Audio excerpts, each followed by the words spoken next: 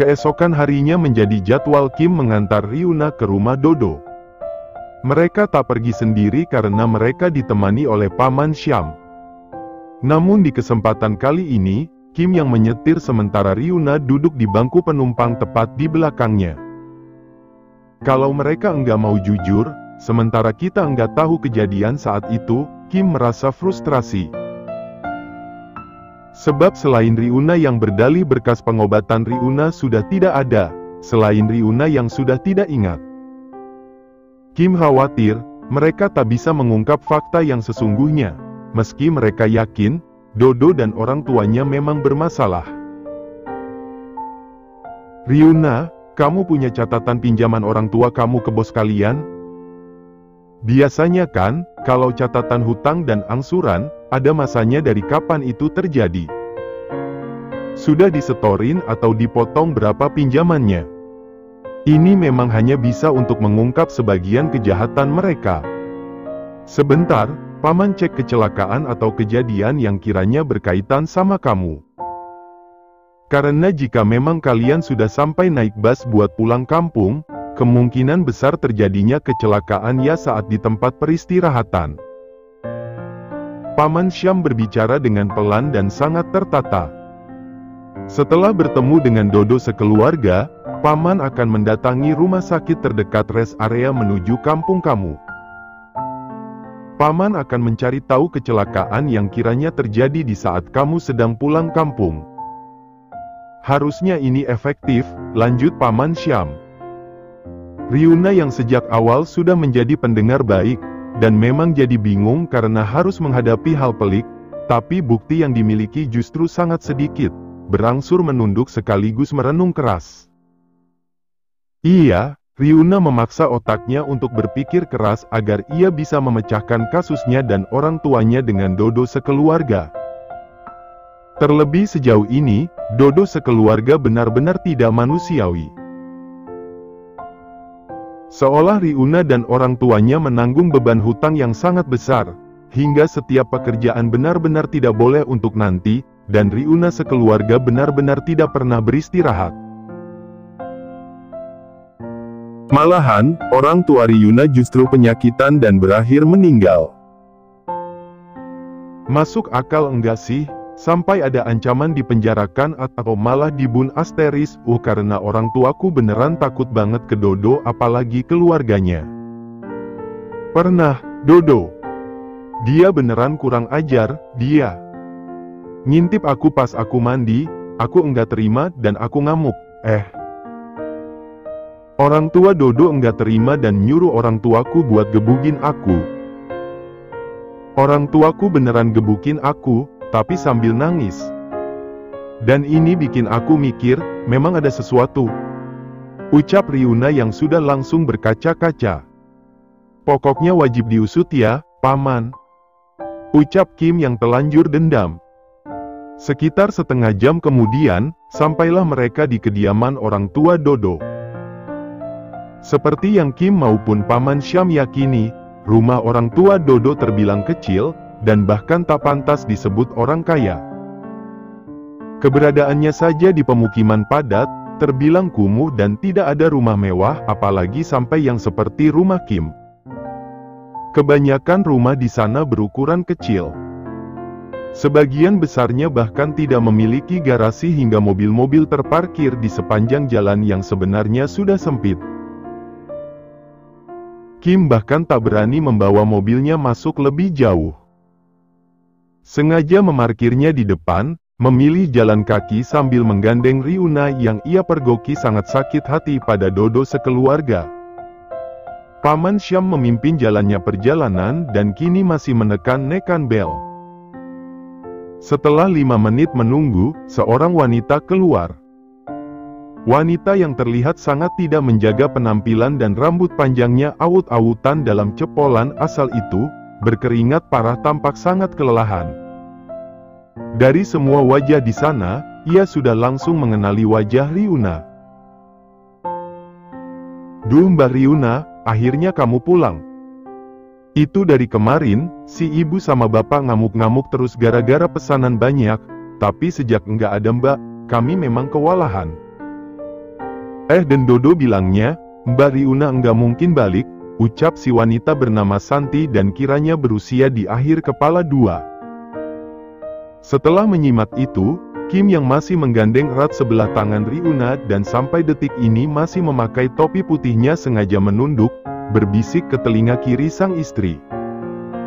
Nanti laporan keknya, Dodo dicoret saja. Toh emang dia enggak berguna. Mendengar itu, Riuna berangsur menoleh sekaligus menatap sang suami. Tanpa bersuara, ia mengangguk-angguk setuju. Setelah dari sini, kita ketemuan sama mereka di kampus kamu, kan? Hari ini aku free, tapi sore sampai malam, temenin aku kerja ya. Kim masih berbisik-bisik, dan sekali lagi, Riuna yang menyimak kemudian menatapnya, berangsur mengangguk-angguk. Mbak Santi, barang-barang saya masih ada, kan? Tanya Riuna lembut sekaligus sabar. Berbanding terbalik dengan suara Ibu Siska mamaknya Dodo yang tiba-tiba saja teriak, Santi, ngapain kamu di luar lama-lama? Pacaran ya kamu sama sopir sebelah? Mau makan gaji buta, kamu? Sudah cepetan masuk. Detik itu juga Riuna menatap Kim. Gitu terus loh mas. Dulu pun aku sampai kembung tiap buka pintu lebih dari 1 menit, selalu dituduh-tuduh potong gaji.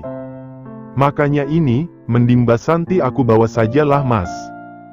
Aku pinjam uang mas biar Mbak Santi enggak jadi budak di sini ya mas. Kali ini, Riuna benar-benar memohon. Terlebih di depan, Santi sudah sangat gelisah dan benar-benar ketakutan walau hanya baru melirik ke belakang. Memangnya Mbak Santi ada pinjam juga? Balas Kim yang juga jadi tidak tega setelah melihat ketakutan Santi. Andai enggak ada pinjaman apalagi potongan gaji tak manusiawi hanya karena kesalahan tak logis, pasti enggak ada yang bertahan di sini termasuk, Riuna refleks berhenti berucap. Bengong dan menatap tak percaya kenyataan Paman Syam yang sudah langsung melompati gerbang rumah orang tua Dodo. Paman Syam kok mirip ninja, ya, mas? Cuma manjat dikit, bisa langsung loncat. Bisik Riuna meminta Santi untuk segera membukakan gerbang untuknya karena ia tak mungkin loncat seperti Paman Syam, apalagi kini, ia tengah hamil. Mbak Riuna, aku beneran takut ih. Rengek Santi sambil berlari menuju gerbang. Walau usianya memang jauh lebih tua dari Riuna, tetap saja di saat seperti sekarang ini, ia sangat membutuhkan perlindungan. Bahkan meski ia sudah terbiasa diamuk, sungguh ia sudah tidak ingin merasakannya lagi. Namun, satu hal yang membuatnya bertanya-tanya. Tak semata penampilan Riuna yang berubah drastis, menjadi sangat bersih sekaligus berkelas. Melainkan mengenai Kim yang ada di sisi Riuna dan tak hentinya menggenggam sebelah tangan Riuna. Kim terus menjaga Riuna, di sisi Riuna, meski Riuna juga menggandeng Santi. Sudah mbak, hari ini juga, mbak keluar dari sini. Kerja di tempat lain, nanti saya pinjamkan uang. Yakin Riuna dan Santi langsung mengangguk-angguk setuju. Wanita bertubuh besar gen asteris dut dan matanya seolah selalu melotot, Riuna kabarkan sebagai Ibu Siska, mamahnya Dodo. Ibu Siska sangat mirip dengan Dodo. Baik wajah, maupun postur tubuh yang sama-sama besar. Yang membedakan mereka, ketika Dodo gundul, Ibu Siska berambut kribo dan diikat tinggi hingga hasilnya tetap mengembang. Ibu Siska mendekat dengan gaya yang sangat seram.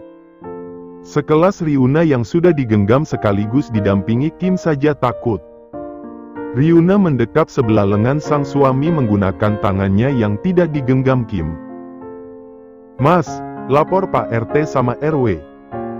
Paman tunggu di sini, ucap Paman Syam yang masih menyikapi keadaan dengan tenang. Jika keadaannya sudah seperti sekarang, memang harus melibatkan aparat setempat bahkan polisi. Agar kasusnya cepat selesai dalam artian teratasi. Agar Dodo sekeluarga tak semena-mena lagi. Terlebih setelah melihat keadaan Santi yang sangat kurus, Deki Asteris L dan memang sangat memprihatinkan. Paman Syam tak ragu dan makin mantap untuk membawa Dodo sekeluarga ke ranah hukum. Harusnya, sebentar lagi, polisi juga datang, ucap Paman Syam dan sudah langsung membuat Riuna maupun Kim menatapnya tak percaya. Lain dengan Ibu Siska yang sudah langsung marah-marah. Itu tadi maksudnya apa?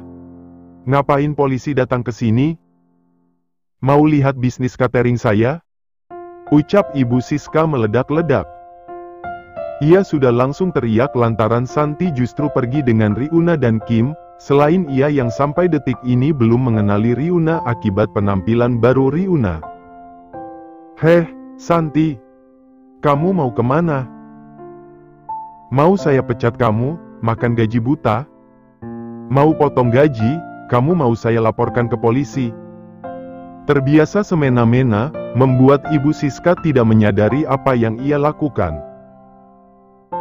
Paman Syam sampai menggeleng heran sambil terus bersedekap, menonton dan bersikap sesantai mungkin tontonan gratis yang Ibu Siska perankan sekaligus suguhkan, sebelum wanita itu mempertanggungjawabkan perbuatannya. Kamu lagi, siapa yang izinin kamu ke sini, hah? Ibu Siska menjadikan Paman Syam sebagai bahan omelannya. Karena Paman Syam terus terdiam santai menatapnya, ia sengaja berkata, kamu berani sama saya? Kamu mau macam-macam sama saya? Oke, kamu pikir saya takut? Jangan salahkan saya kalau kamu menyesalnya. Setelah berkata demikian, ia sungguh tidak segan untuk berteriak, maling. Hingga menghebohkan kehidupan sekitar. Bukan hanya tetangga maupun orang yang kebetulan lewat yang berdatangan. Karena 4 karyawan di dalam dan penampilannya tak jauh mengenaskan dari Santi, juga berbondong-bondong keluar. Pak RT dan Pak RW yang sudah Ibu Siska kenal, juga datang. Keduanya datang berdampingan diikuti oleh Kim dan Riuna maupun Santi yang memilih bersembunyi di belakang punggung Riuna. Semua kenyataan tersebut membuat Ibu Siska merasa puas bahkan menang karena akan memberi Paman Syam pelaj Asteris Aran. Termasuk kepada Santi, diam-diam dia juga sudah merencanakan pembalasan. Mana malingnya, Mah? Heboh Dodo yang masih memakai pakaian santai sambil membawa satu toples besar berisi emping goreng.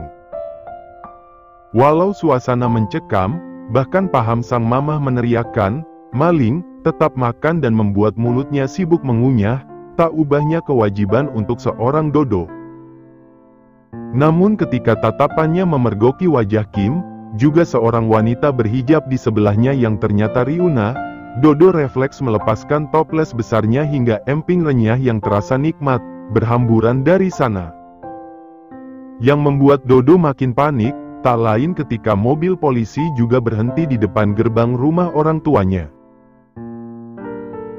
Itu, kenapa beneran ada polisi, ya? Pria ini. Apakah dia memang bukan orang sembarangan? Wah! Bukankah? Bukankah yang kerudungan itu si Riuna? Jangan-jangan, dia biang keroknya. Batin Ibu Siska nyaris maju, tapi dari belakang, sang putra memanggilnya dengan nada bergetar. Ibu Siska refleks berhenti kemudian menoleh akibat panggilan bergetar dari sang putra yang seolah mengabarkan kabar kurang baik. Selamat siang. Maaf, benar ini rumah Ibu Siska? Ucap seorang polisi di depan sana. Ucapan yang sudah langsung membuat Ibu Siska tersentak. Wanita berkulit kuning langsat itu refleks menoleh ke depan untuk memastikan. Ia dapati, Pak RT maupun Pak RW yang sudah langsung membenarkan, mengabarkan bahwa rumah yang mereka kunjungi memang rumah Ibu Siska. Setelah menyimak obrolan di depan, Ibu Siska meyakini, bahwa hadirnya polisi ke rumahnya semata untuk memastikan bisnis catering dan dikata polisi mengerjakan pekerja dengan tidak manusiawi. Tentu Ibu Siska sudah langsung takut karena pada kenyataannya, semua karyawannya bertubuh nyaris mirip lidi saking kurusnya. Mirip kekurangan gizi, nyaris sama dengan penderita anoreksia. Duh, gimana ini?